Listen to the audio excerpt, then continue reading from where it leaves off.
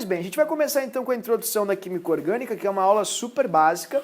E também eu queria já de antemão antecipar para você que você não precisa escrever nada. Como é de praxe, o professor trouxe todos os livrinhos organizadinhos, né? Então aqui estão todos os cards dos nossos livros, e esse é o nosso quarto livro. Então os cartõezinhos já estão prontos esperando por você. Tá? O professor já fez tudo, a gente vai completar com calma. São 3 cartões para a aula de hoje que vão conter todas as informações essenciais. Eu tenho que ser muito franco ao dizer uma coisa sobre orgânica. Na orgânica você tem que fazer, mais do que em qualquer outra parte da química, tem que fazer um estudo com consulta. Porque como ela é uma matéria de ilustração, uma matéria de definição, ou seja, de conceito e definição para ser mais claro, se você não consulta, repito, é a mesma coisa que tentar aprender uma língua nova sem querer usar um dicionário. Tipo, eu opto por não usar um dicionário.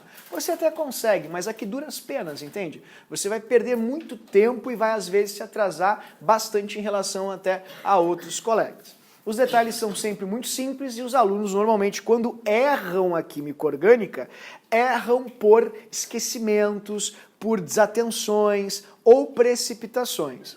A química orgânica adora vitimar, veja, ser a algoz do aluno que tem aquela pretensão. Oi querida, oi Paola, eu já sei isso, beleza, vamos lá. Bah, esse é o aluno preferido da orgânica, porque ninguém é brilhante por saber ou dominar orgânica de ensino básico e também ninguém é limitado ou não muito inteligente por errar química orgânica de ensino básico. A gente é atento ou desatento. Esses são os adjetivos que nós devemos dar para os rendimentos ou desempenhos em química orgânica. Tudo bem? Então, nada disso que eu falei vale para a graduação. Quando você entra na graduação, você pensa, mas é química, tem orgânica. Aí você vê que a orgânica, ela revela o lado assim, obscuro da química orgânica. E as pessoas entram em pânico, síncopes nervosas, isso não pode ser orgânica. E é. Entretanto, no ensino básico, a gente mantém aí o idealismo, o romantismo, né? Olha o risquinho, um carbono, vou pintar esse benzeno para me entreter. Então isso o ensino básico vai proporcionar, desculpa, para você.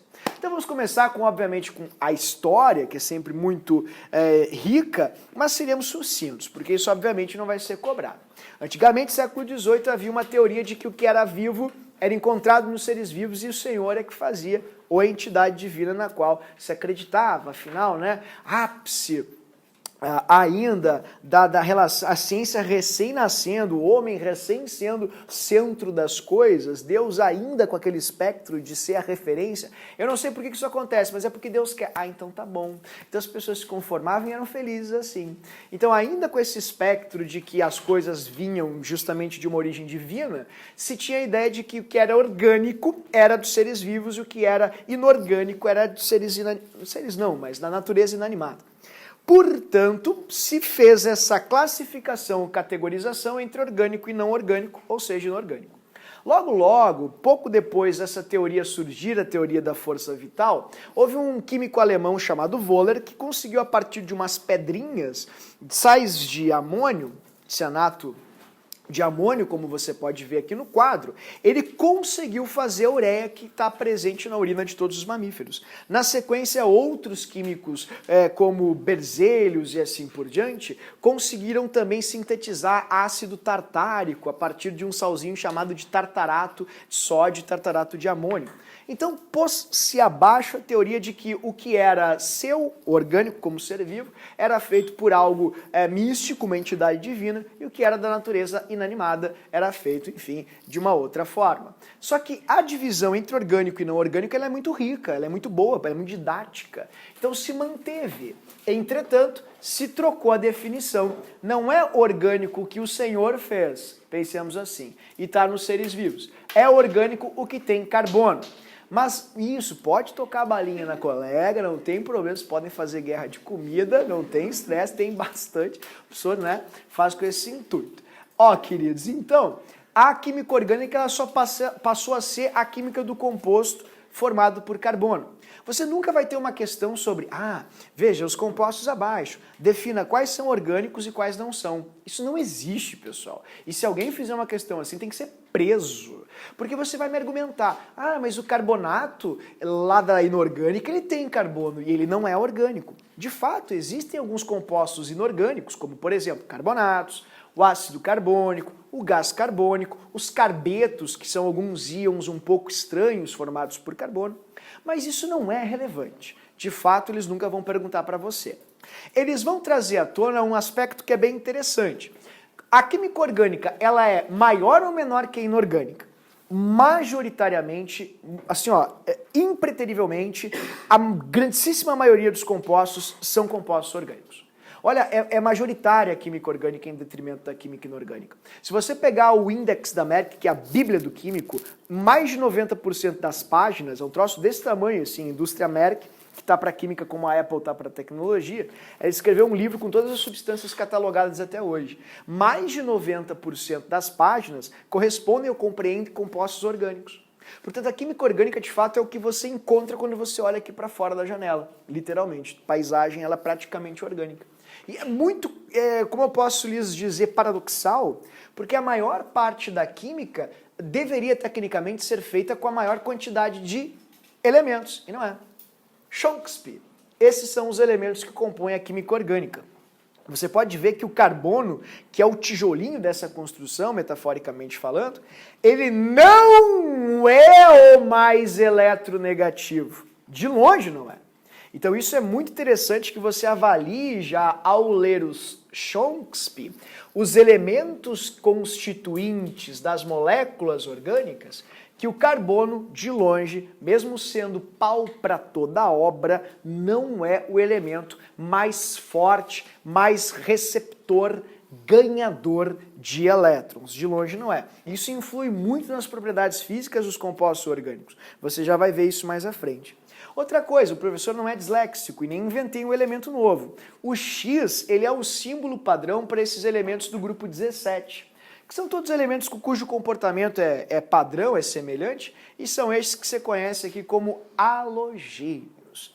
Então, os Chomsky são, digamos assim, a porção de elementos que constituem a maior parcela da química da natureza.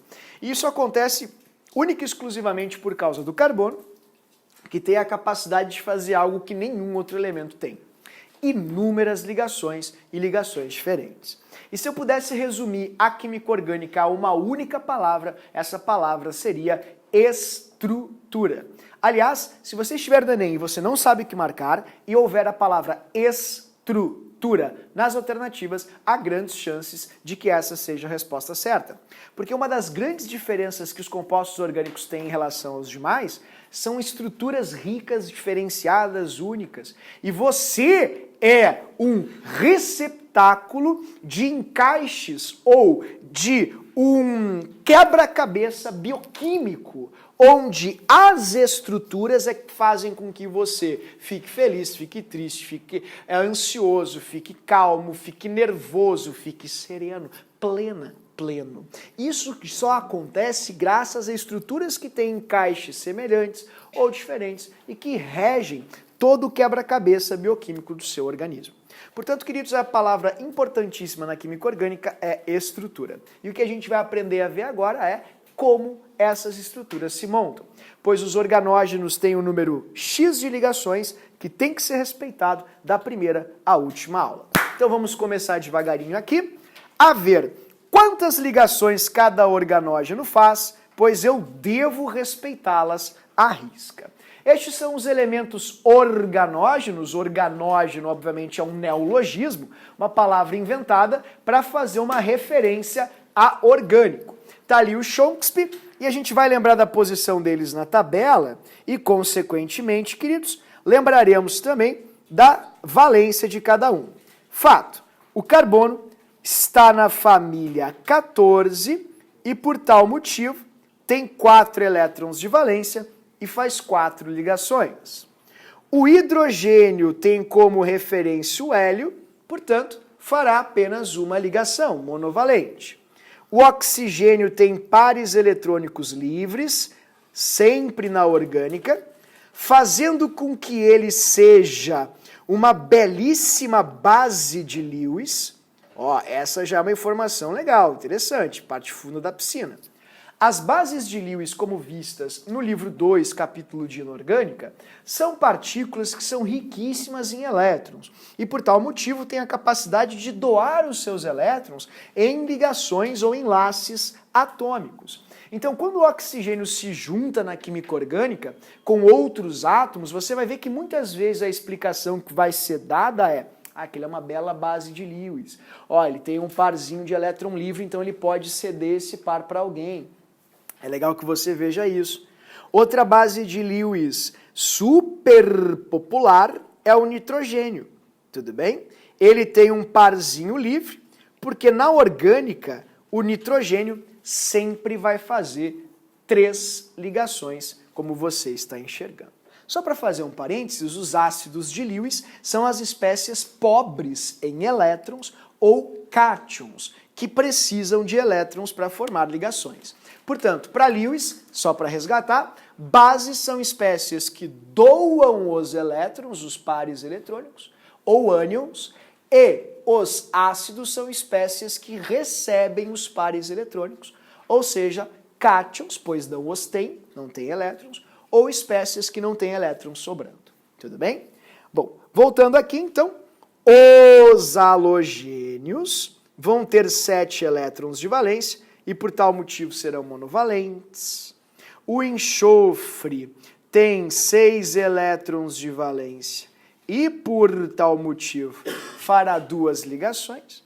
E o fósforo, que é um clássico, né, super popular, ainda mais agora nessa onda de defensivo agrícola ou pesticida, né, ou, enfim, veneno, independente de como você lide com isso, se é agrotóxico ou se é pesticida agrícola, o fósforo está presente em um dos mais populares, enfim, pesticidas ou defensivos agrícolas, que é o glifosato. Eles adoram colocar um glifosato e tal, então você pode encontrar sim o fósforo nesses compostos.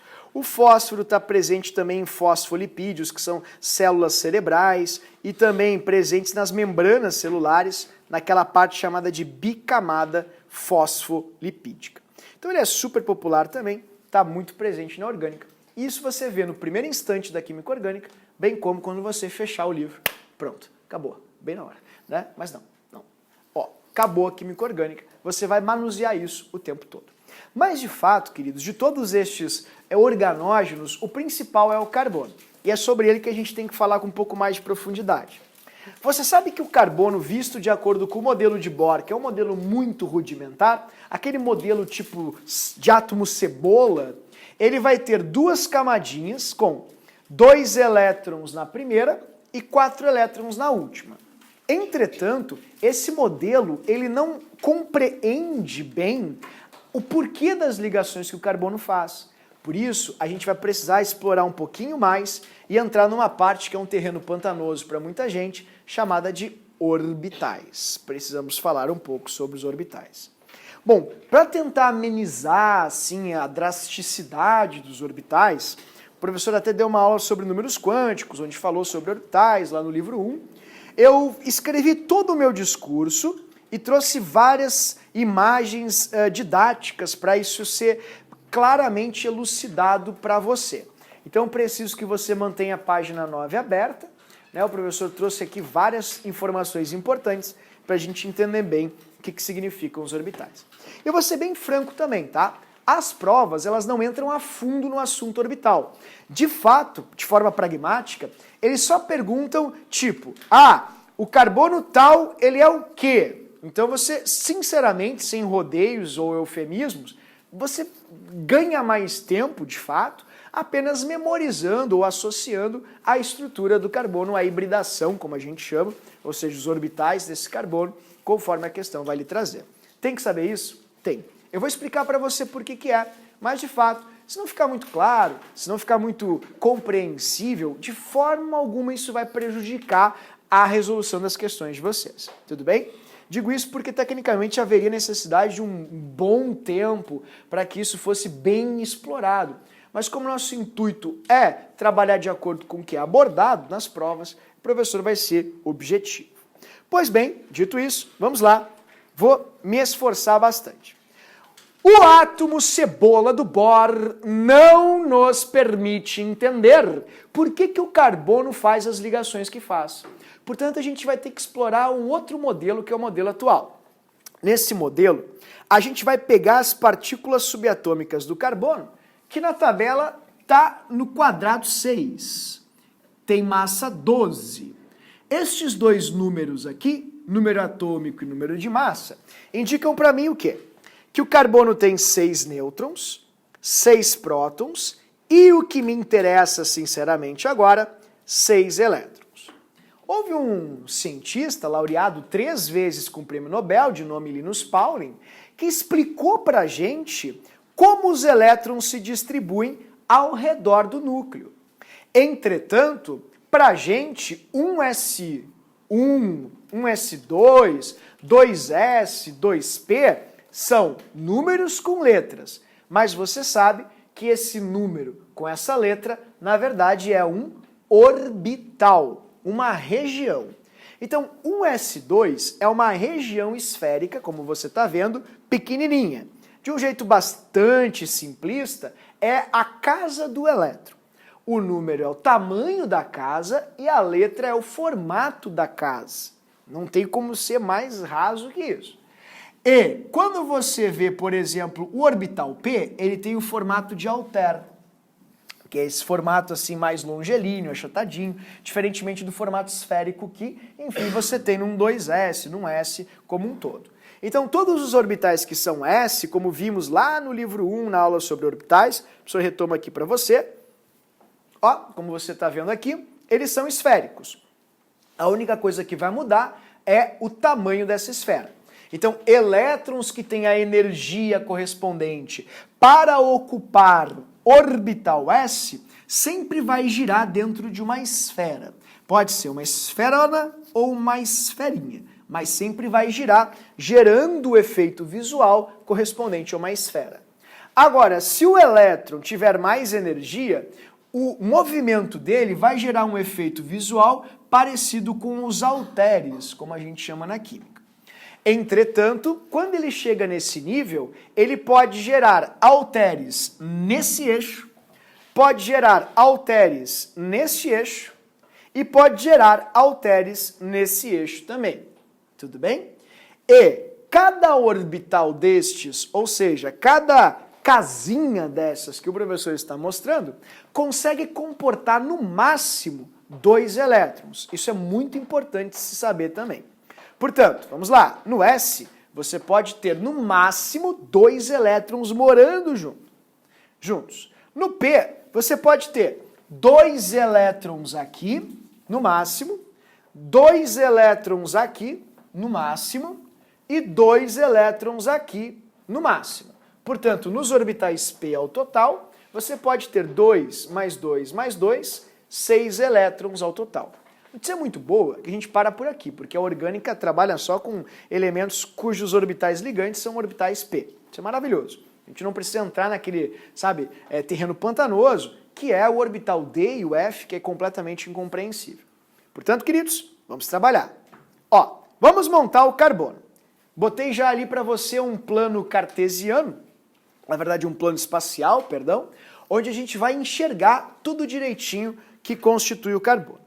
Bem no centro aqui, ó, bem na origem, você tem o núcleo, que é pequenininho, escondidinho, positivo. Ó, os 2 primeiros elétrons que o carbono tem, porque ele tem 6, onde eles vão ocupar? Ah, eles ocupam esse orbital aqui, que é essa esferinha. Tá, e daí, professor?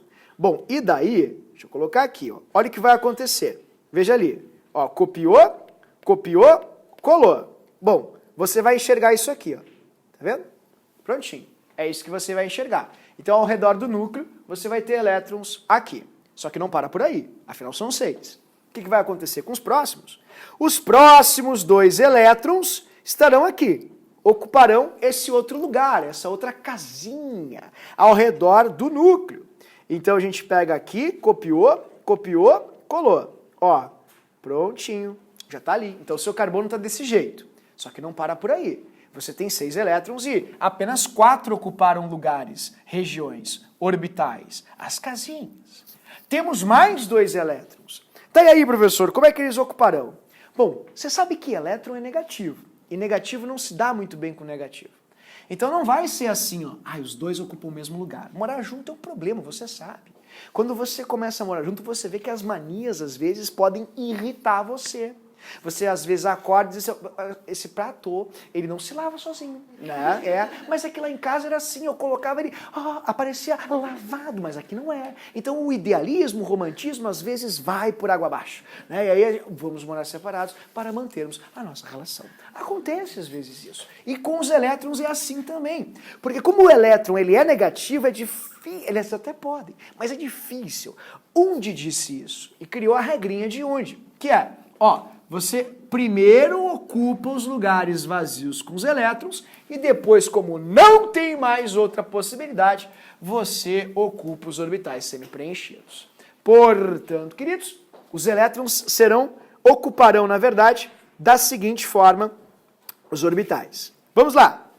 O primeiro elétron, ele vai ocupar esse pedacinho aqui. Então vamos recortar. Copiou, colou. Feito. Então você vai ter um elétron assim, zanzando aqui, só andando aqui. E aí tem dois aqui, e outro aqui, e dois aqui, E lá dentro tem mais dois, mas bem lá dentro. Então você tem esse tráfego, veja, esse tráfego, né? O professor é canoense, né? Que o professor sempre usa outra palavra. Tráfego de elétrons naquela região. Mas professor, então um elétron veio para cá, isso, querido. E o outro são dois. Calma, querido. O outro vai vir para cá. Vai ocupar essa regiãozinha aqui. Copiou, colou. Pronto. Ele vai ocupar essa região. Então, olha como é que está bagunçado já o seu carbono.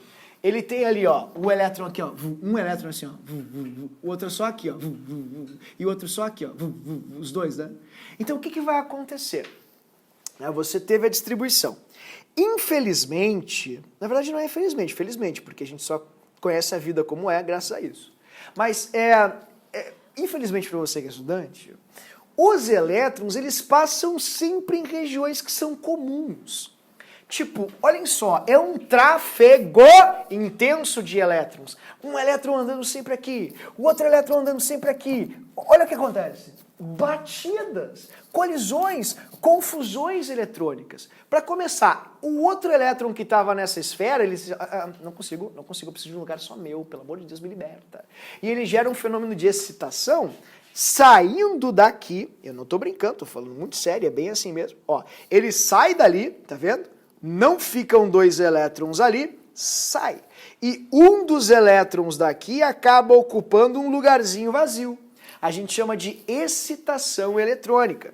Então, o carbono tem um elétron seu excitado e vai ocupar, exatamente aquele lugar. Ficando não com dois elétrons aqui no orbital P, mas veja que surreal, três elétrons no orbital P. Tá vendo? No seu livro, na página de número 9, isso está bem discriminado para você na forma de quadradinhos ao invés dos desenhos. Menos compreensível, mas bastante eficaz. Você tem dois elétrons aqui, tá vendo? 1, 2, e aqui tem um lugarzinho vazio. Então o que acontece? Esse elétron daqui vai ocupar o lugar vazio, porque estas zonas, elas ficam muito juntas. Então, pelo tráfego intenso dos elétrons, o elétron acaba por repulsão indo para um lugarzinho só dele. E aí o carbono abre mais um lugar. O seu carbono, querido, está cada vez mais exótico. Olha que horror que é o carbono. Tá vendo? Olha só como é que ele vai ficar. Ao invés de ficar só assim, ele ocupou esse outro lugarzinho. E esse outro lugar gerou, queridos, esse novo, olha ali, orbital para o carbono. Pronto. Essa coisa exótica, tecnicamente, é o carbono. Sabe qual é o problema? Veja só. Imaginem simultaneamente elétrons assim, um aqui, o outro aqui, e aí o outro. Eles não vão se bater? Eles não passam pela mesma zona, pelo mesmo lugar várias vezes? Imagine uma rótula mega movimentada com várias ruas vicinais desembocando nessa rótula. Não há probabilidade grande de colisão, não há probabilidade grande de acidentes. Veja, a probabilidade de acidente é até de fazer uma baliza, pessoal. Uma rótula muito movimentada com várias vias vicinais desembocando nela gerariam problemas muito sérios. Por que eu estou falando assim? Porque vai haver um fenômeno muito peculiar. Esses orbitais, eles vão acabar, como os elétrons acabam se batendo, eles vão acabar se fundindo e criando o quê? Lugares novos para esses elétrons. É como o pessoal tivesse assim, ó, como se o pessoal tivesse assim, ó, vai bater, para com essa bagunça, vamos parar com essa bagunça, vamos organizar isso aqui. Olha aqui, ó, tu vai andar só pra cá, tu vai andar só pra cá, eu vou andar só pra cá e tu vai andar só pra cá. Então eles geram o que a gente chama de hibridação. A hibridação, a fusão de orbitais. É uma mistura de orbitais. Mistura de orbitais. Eu não estou brincando. Eu estou falando muito sério. É bem isso que eu acabei de dizer. Ao invés de, na teoria, o seu carbono ser assim, sabe como é que o seu carbono vai ficar? Tá preparado? Dá a mão aí para a pessoa que você mais gosta aqui nessa sala. Aproveita, Pedrão, que a Vitória já passou, tu sabe disso. É, isso aí. Ó, e agora você vai ficar chocado, chocada. Lembra que eu te falei assim, ó, que bagunça é essa aqui? Sempre tem que ter alguém que é organizado, senão. O pessoal que tem toque, né? Não, só um pouquinho. Para com essa balbúrdia. Para com essa revelia. Faz assim, ó. Tu vai andar só aqui, só aqui. Tu vai andar só aqui. Eu vou andar aqui e você vai andar aqui. Sim, o carbono hibridiza. Ele cria orbitais misturados entre o S e o P. Para falar difícil, orbitais híbridos SP.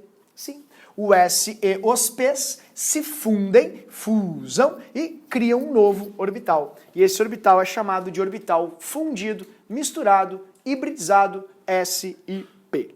Então, vai ficar exatamente assim, querido.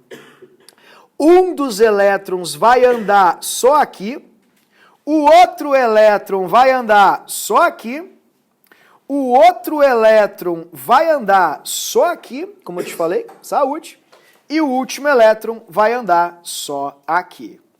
Tá? Como assim? Isso, exatamente como eu estou mostrando para você. Exatamente assim. E esse, por incrível que pareça, será o seu carbono. Vou pintar para ficar bonitinho, o professor não teve infância, me deixa. Tá? Um momento de brilhar. Me deixa, ok?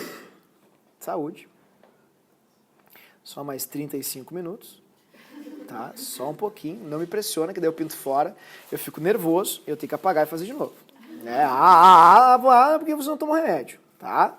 Exatamente. E agora eu vou botar um C ali no meio, onde está você, C, pronto, pretinho, tem que ser preto.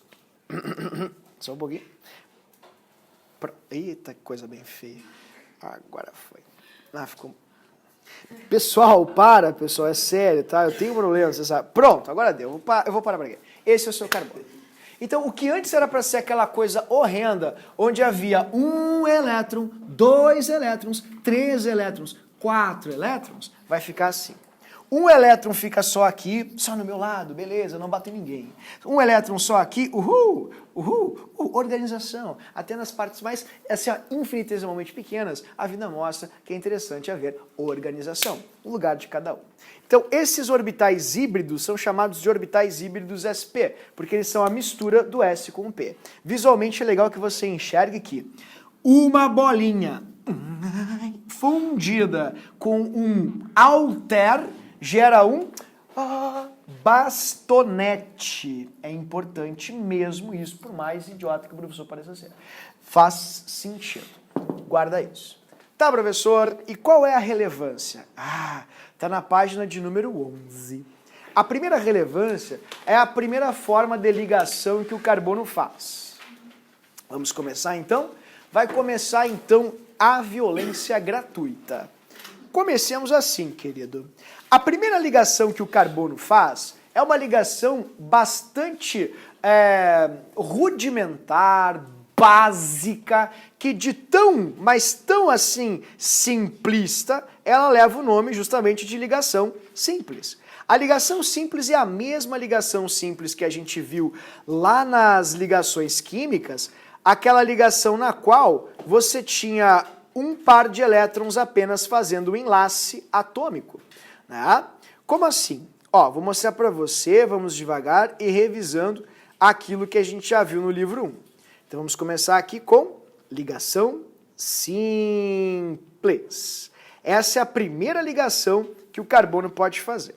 Entende-se por ligação simples a ligação entre dois elétrons. Então você vai ter um elétron numa ponta e um elétron na outra. É o enlace eletrônico entre dois elétrons. Isso é uma ligação simples. Veja, no quadro, como ele é plano, a gente representa as ligações simples de uma maneira bem errada. Como assim errada, professor? Aprendi errado? Não, não é uma questão de ter aprendido ou não. É assim, ó. Deixa eu fazer uma pergunta para você, tá? Você vai falar que você gosta de alguém, mas você é meio ruim com as palavras e prefere aí, sei lá, enfim, os emojis. Então você vai mandar assim, ó, eu gosto de você. Aí você manda assim.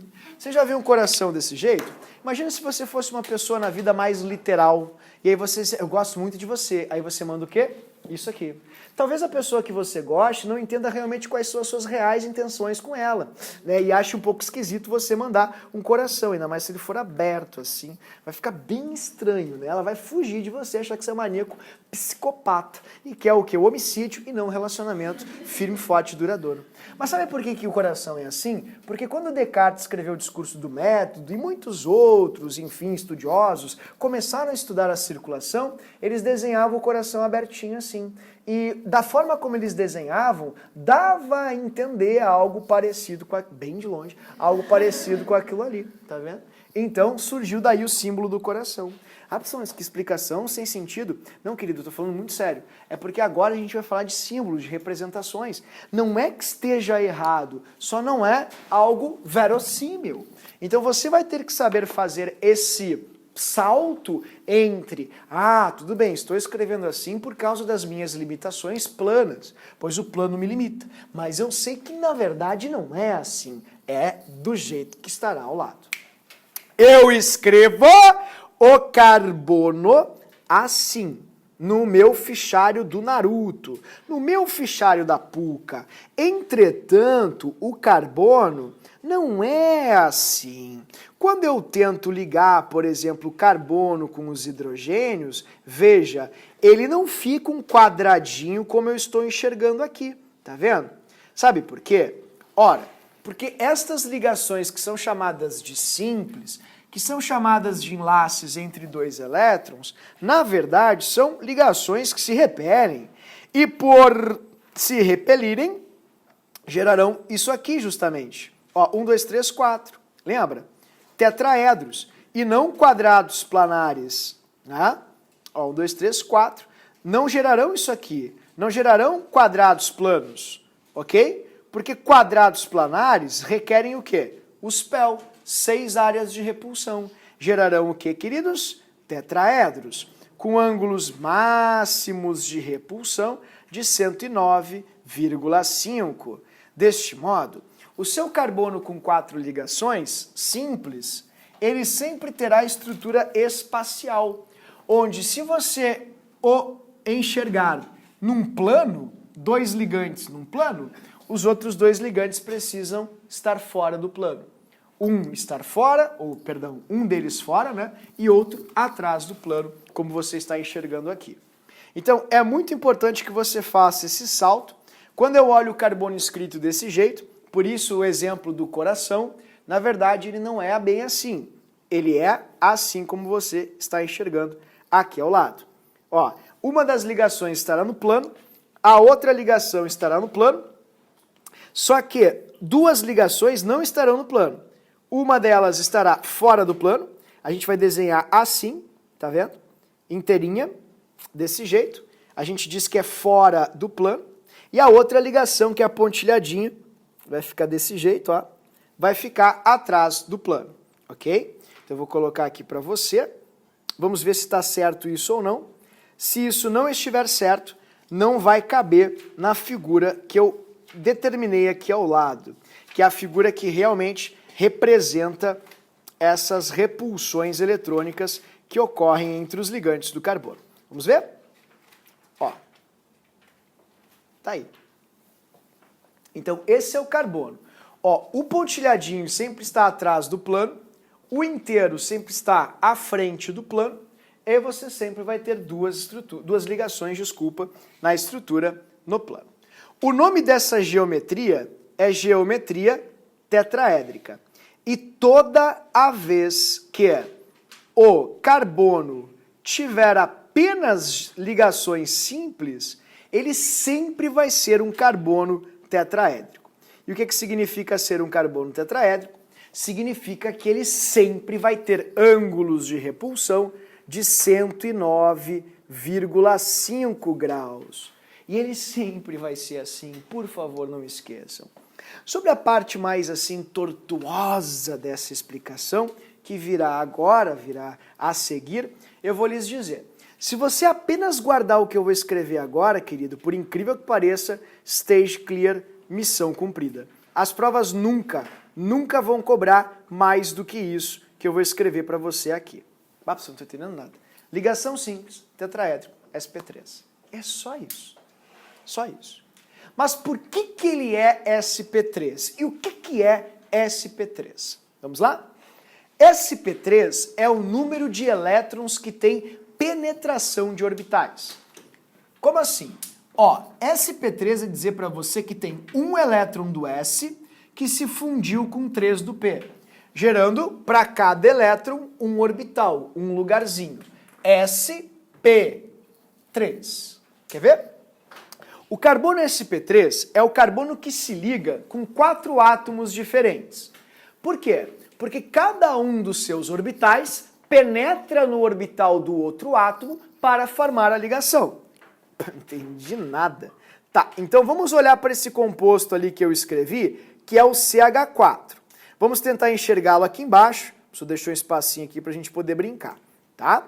O CH4 tem um carbono e 4 hidrogênios. Então eu vou desenhar os 4 hidrogênios aqui para você, para a gente poder se entreter. Vamos lá, 2 hidrogênios. Ó, copiou, colou. Beleza, colocou aqui do lado. Hidrogênios, vamos escrever hidrogênio, hidrogênio, hidrogênio, hidrogênio. Vamos ver, é possível pegar e colocar cada hidrogênio no carbono? Assim, nos orbitais do carbono? Não entendi, professor. Vou te explicar de uma forma bem mais simples. O hidrogênio é uma bolinha. O elétron do hidrogênio faz essa forma esférica. Se o hidrogênio for se conectar ao carbono, ele tem que literalmente compartilhar o seu elétron com o elétron do carbono. Veja, onde está o elétron do carbono? O elétron do carbono está aqui, ó, girando sempre aqui, ó. E o elétron do hidrogênio está aqui. O hidrogênio, ele não pode fazer ligação aqui, tá vendo? Com o carbono, porque ali não tem elétron. Sabe aonde que o hidrogênio vai fazer a ligação? Aqui, ó, assim, com interpenetração, com penetração de orbitais. Escrever isso, querido, é a mesma coisa que escrever isso aqui, ó, um tracinho. Então, isso é uma ligação de penetração de orbitais. Inclusive, na química, a gente tem um nome muito interessante para essa ligação. A gente chama de ligação sigma, que é a ligação forte, firme e estável que une 2 átomos. Pronto, mais uma ligação aqui. Ó, olha que coisa maravilhosa. Mais uma ligação aqui e mais uma ligação aqui. Então, quando você tem o carbono ligando com 4 hidrogênios, fazendo ligações simples, o carbono usa os seus 4 elétrons com 4 átomos diferentes. Portanto, os orbitais que se interpenetraram foram os orbitais deste elétron, S, P, P, P, sp3. Houve a necessidade de 4 orbitais fundidos para se ligar a estes 4 átomos que se conectaram ao carbono. Portanto, sempre que o carbono tiver ligações simples, ou seja, ligado só por um risquinho, ele sempre vai ser tetraédrico e ele sempre vai ter 4 orbitais fundidos. Um do S, 3 do P, chamados de orbitais sp3, porque são 4. Agora, se o carbono fizer uma ligação chamada de dupla, porque na química nós somos bem limitados. Quando tem uma ligação dupla, na química a gente chama de dupla. Então eu deixei o espacinho aqui para a gente se entreter e enxergar a dupla. Dupla. Ó, na ligação dupla, peço por favor que agora, para enxergar a dupla direitinho, você vire a página, vá para a página de número 13, que é essa página aqui, que mostra bem direitinho o princípio das ligações duplas. Na página de número 13, você está enxergando os orbitais, tudo bonitinho, e eu vou mostrar para você como é que eles se formam. Para começar, vamos com os conhecimentos que vocês já desenvolveram no livro 1. O que é uma ligação dupla? Uma ligação dupla é quando entre dois átomos você tem dois risquinhos assim. Esses dois risquinhos significam que você tem dois pares de elétrons, portanto, 4 elétrons envolvidos na ligação. Dessa maneira. Bom, quando você tem uma ligação dupla, essas ligações não são iguais. Um dos risquinhos não é igual ao outro. Isso é muito importante, entenderemos isso agora. Mas antes de mostrar a diferença, vejamos primeiro nos desenhos. Como é que eu desenharia a ligação dupla? Ó, você teria uma ligação aqui, por exemplo, carbono, ligação aqui e duas ligações com o mesmo átomo. Isso seria uma ligação dupla, por exemplo. Poderíamos ter o hidrogênio aqui e aqui embaixo um oxigênio. Vejam os elétrons para vocês enxergarem como tudo vai de acordo com o octeto do Lewis. Olha ali, tá tudo certinho, tá vendo? Desse jeito. Só que você sabe que se o carbono fizer 3 ligações assim, 2 simples e uma dupla, ele vai ter 3 áreas de repulsão. E um átomo que tem 3 áreas de repulsão não é um T, como você viu. Ele é um triângulo, porque esta área repele esta repele esta, e esta repele as demais, gerando ângulos de repulsão de 120 e apresentando uma estrutura de triângulo trigonal. Desta forma, queridos, o seu carbono, mesmo que escrito desse jeito simples no seu fichário da Jolie, ele, na verdade, é assim. Veja, olha como ele é. Olha ali. Ó, o oxigênio, aqui fechou, hidrogênio, ele vai formar aquele triângulo. Como é que é o nome daquele triângulo que tem todos os lados iguais? Isósceles. Não, 2 lados iguais. Triângulo retângulo. Não é esse. Como é que é o nome daquele triângulo que tem todos os lados iguais? O equilátero. Então, ele vai formar um triângulo equilátero, como você está vendo aqui, por causa dos ângulos de repulsão. Olha, se o que eu escrevi está certo, vai caber no meu triângulo equilátero aqui do lado. Vamos ver? Copiou, colou. Pronto, coube. É isso aí. E veja, o ângulo de repulsão é de 120 graus. A geometria desse carbono é trigonal. E agora vem a parte funda da piscina. Querido, sabe como é que é a hibridação? Ou seja, quantos orbitais tiveram penetração? sp2. Vou explicar para você por que é sp2 e isso já vai servir de base para o sp3 para eu não te incomodar muito. Mas de antemão eu já te digo, como as provas são muito rasas, eles não vão perguntar a fundo para você o porquê, enfim, os desenhos e assim por diante. Eles só vão te pedir uma coisa, que tu lembre que simples é tetraédrico e hibridizado sp3. Dupla sempre vai ser triângulo, sempre vai ser hibridizado sp2. É isso que eles vão pedir para você. Agora, vamos tentar entender por que esse carbono é chamado de sp2? Olha, não tira o olho ali da página de número 13. Não tira o olho dali, certo? Fica sempre com o olho. Um olho você tem 2, um olho ali e um olho aqui. Tá? Eu acho que é um pedido super, enfim, como posso lhes dizer, plausível, aceitável. Agora vamos tentar fazer um composto que tem uma ligação dupla. Vamos fazer juntos aqui? Ó, fazer um composto de ligação dupla para você. Vamos fazer esse composto aqui, ó. H e H. Vamos lá. No nosso fichário da Jolie, a gente consegue ligar isso com muita facilidade, porque você só tem que, olha, obedecer a regra. O hidrogênio faz uma, check, check, check. E o carbono faz quantas? 4. Esse aqui já fez 2. Ah, barbada. 3, 4. É simples, fácil, mas a gente não sabe o horror que existe por detrás disso. Veja, vamos tentar fazer exatamente isso aqui embaixo, porque agora você está enxergando o carbono. O carbono é essa coisa horrível que você tem aqui embaixo, tá? Esse é o carbono. No eteno, que é o que você está vendo ali, você tem 2 carbonos, né? Então eu vou colocar aqui para você, vamos colocar 2 carbonos. Ó, eu vou copiou, colou. Beleza, 2 carbonos. Tá, e agora, o que mais eu tenho? Os hidrogênios. E que dele os hidrogênios? Calma, vou colocar aqui para você. Ó, vou colocar o hidrogênio ali para você. Fechou? H e H. H e H. Beleza. Então vou colocar os hidrogênios para ti aqui, ó. HHH, HHH, HHH. Tá preparado? Vamos começar? Pronto. Vamos conectar os hidrogênios. Ah, mas é muito fácil, ó. Conectou. Uhul, essa ligação aqui, tá vendo? Se penetraram, perfeito, maravilha, eu tenho uma ligação forte, firme e estável. Pegou esse aqui, uhul, fechou. Pegou esse aqui, né, uhul, tá ali. E esse aqui também, uhul, fechou. Mas e agora que dele é essa ligação aqui? Pô, muito fácil, é só pegar o carbono e dar a mãozinha, uhul, fechou. Pronto, agora eu vou te perguntar, e a outra ligação, hein, espertalhão, cadê? Onde é que está a outra ligação? Ué, tá aqui, ó, você pega e... Não, você não pode fazer isso. Ué, por quê? Mas está escrito ali? Não, você não pode. E eu te mostro por que você não pode. Porque quando você pega e você coloca, ó, empurra, quando você empurra os elétrons, o que ele faz com os outros elétrons? Jesus. Ele empurra os outros elétrons também.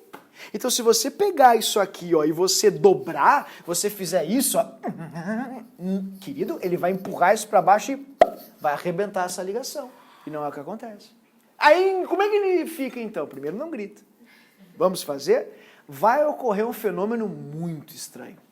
Esse elétron aqui e esse elétron aqui, eles vão sair da fusão. Fusão, vão desfazer. E eles vão voltar ao seu estado original.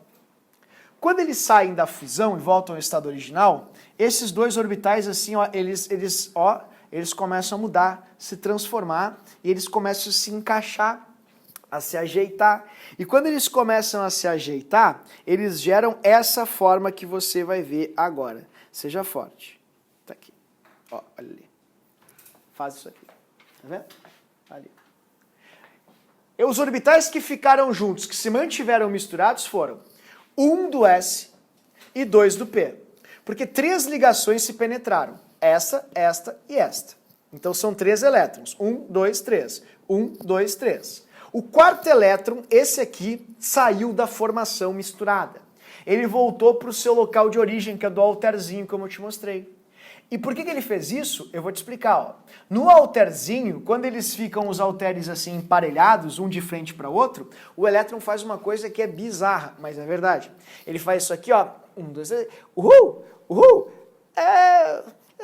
Fica pulando.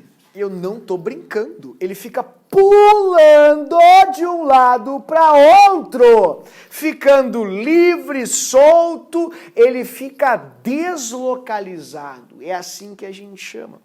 E na química, para a gente explicar aqui o elétron, ó, ele não fica sempre assim, ó, os 2 elétrons aqui, do hidrogênio e do carbono. 2 elétrons aqui, do hidrogênio e do carbono, sempre aqui, ó. Mesmice, marasmo, rotina, às vezes acaba com a relação, mas aqui fica assim. Né? E aqui também, ó, sempre ali a mesma coisa. Esse aqui não. Esse aqui é o aventureiro. Esse aqui ele fica pulando, vai de um lado, vai para outro, vai de lado, mas cobra o preço. Sabe qual é o preço da liberdade? A instabilidade, querida. Qualquer coisa que chegue aqui perto, tira esse elétron, quebra essa ligação. É a ligação mais assim, ó, fácil de romper. E tem uma coisa que é muito interessante. Por exemplo, eles podem perguntar isso na prova de vocês. Ah, um composto que tem ligação π pode conduzir, porque o nome disso aqui é ligação π, pode conduzir eletricidade? Diga você. O elétron não fica pulando, sim ou não? Se ele fica pulando, ele fica fixo, estático? Ele fica engessado? Não, se ele fica pulando, ele fica livre, deslocalizado. Elétrons livres são importantes para a condução elétrica? Responda você. Pegue um garfo e enfie na tomada do garfo. Não faça isso. O garfo tem muitos elétrons livres. O que vai acontecer? Você vai fritar, você vai morrer. Por quê? Porque tem muitos elétrons livres que vão conduzir a eletricidade. Então, a baita dica, o Enem perguntou isso sobre o grafeno em 2018, eu acho que eles podem perguntar de novo. Por que que o grafeno conduz corrente elétrica? Eu vi que a Vitória Costa ela já parou de respirar ali por hipotermia. Eu vou desligar aqui, tudo bem? E o Pedrão já começou com a pneumonia, né? Então vamos evitar baixas porque a gente precisa de vocês para a prova, ok? Então, queridos, voltando aqui, esses elétrons livres conduzem eletricidade porque são elétrons deslocalizados. E repito, por que que isso acontece? Porque os átomos precisam completar o octeto. Mas por que que se cria um elétron livre? Porque esse elétron não consegue entrar no outro por causa da forma do carbono. Então ele fica pulando. E para pular, ele acaba gerando o seu orbital puro, livre da hibridação, da mistura entre os S e os P. Tá, pessoal, não tem um jeito mais fácil de explicar isso? Olha, o que eu posso tentar inventar aqui para você é o seguinte, o S e P, eles são as ligações sigma, basicamente é isso. Quando ocorre hibridação, ou seja, quando ocorre penetração dos orbitais, ocorrem sempre nos orbitais que são fundidos. Portanto, os orbitais sp, sp2 e sp3 sempre serão correspondentes ao número de ligações sigma que um átomo faz, que são as ligações onde ocorre penetração de orbitais. Portanto, aqui você vai ter essa transformação justamente no carbono, pelo formato que o carbono tem e a impossibilidade desse balãozinho dobrar e entrar naquele lá. Então os elétrons ficam pulando, cria-se um orbital P puro. Como ele é perpendicular, ele é